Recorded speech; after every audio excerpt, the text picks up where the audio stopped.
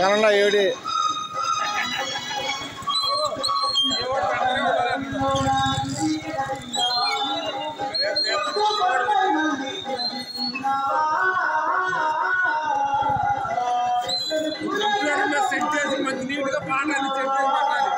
computer మన దగ్గర ఆడదు మరి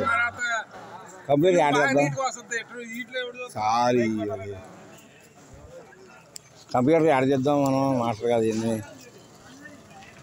ఉంది కంప్యూటర్ ఉంది కానీ ఆయన ఉంటుందా